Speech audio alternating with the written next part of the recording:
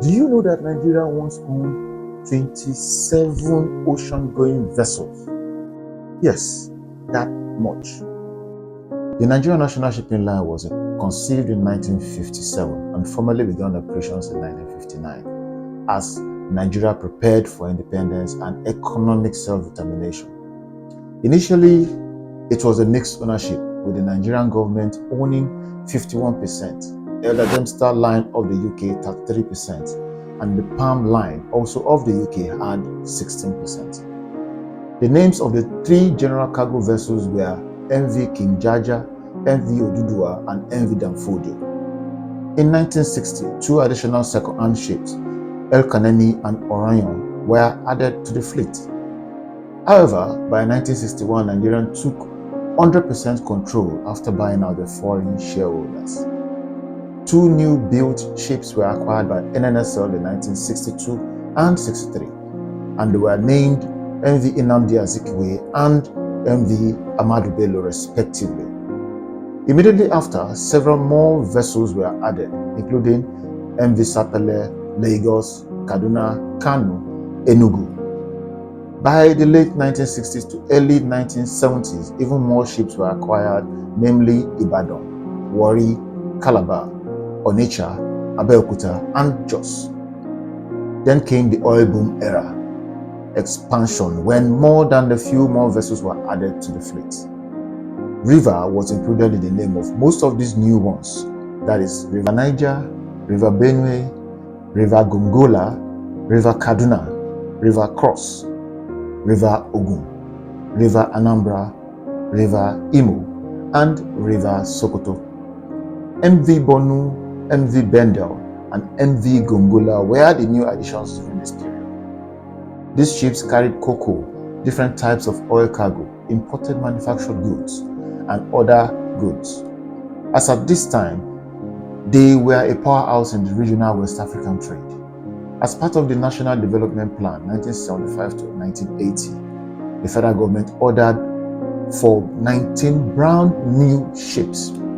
8 were ordered from Split Shipyard of former Yugoslavia, while 11 were to be built by Hyundai Heavy Industries Limited of South Korea. As a matter of fact, by 1980, there were 27 ocean-going vessels in the NNSL fleet. It was the largest in Africa, with the exception of South Africa, which was then under apartheid. The aim for this massive expression was to ensure that Nigeria carried all import and export and to reduce dependence on foreign shipping lines. Other key objectives were to train indigenous seafarers and, of course, to earn freight revenue in foreign exchange. During this period, Nigeria actively participated in lifting its own cargo, and the fleet was used for the training of a generation of Nigerian maritime professionals.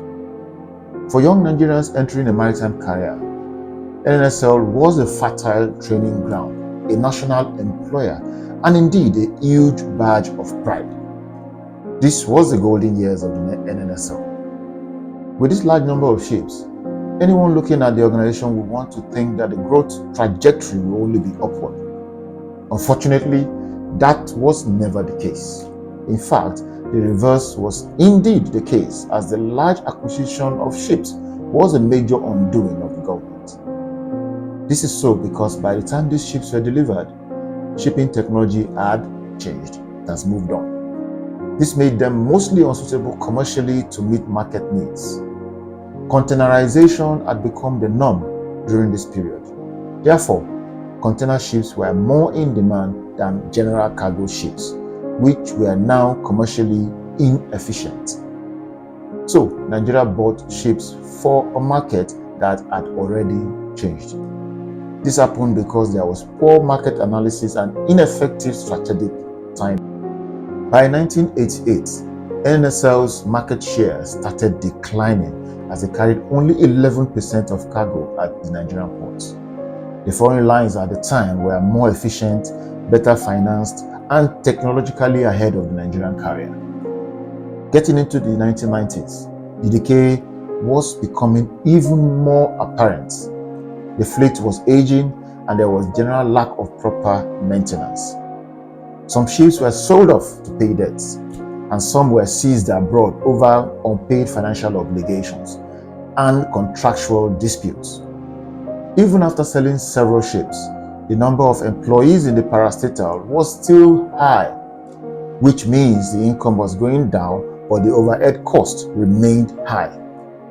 Another major setback was the excessive government involvement in commercial decision-making. NNSL depended on government subvention, which created inefficiency, massive corruption, poor fleet management, and weak corporate governance. During the same early 90s, NNSL was seriously indebted and were unable to compete internationally.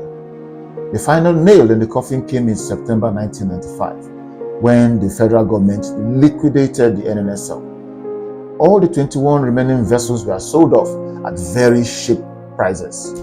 The government then claimed that the liquidation was partly to stop the ships from being seized in foreign ports.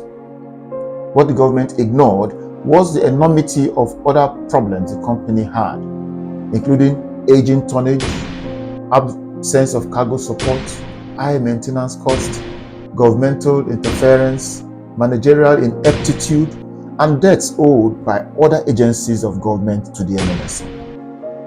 The collapse of the NNSL was not just about the loss of ships alone. There was loss in employment opportunities for seafarers and other maritime professionals.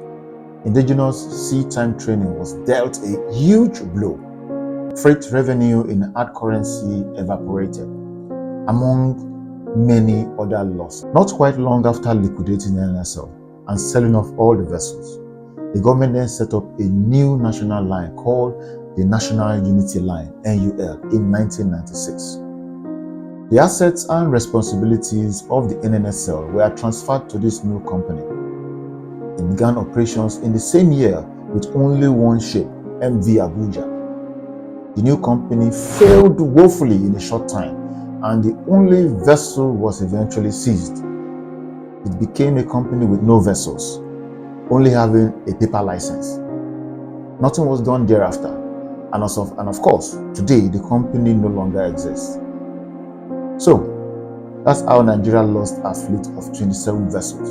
And 30 years after, there has been no plan whatsoever by government to start another national shipping line. So, do you think government should start another line or leave it entirely to the private sector? Or should it be some kind of public-private partnership? Let me know your thoughts in the comment section. Like and share this video and follow for more like this.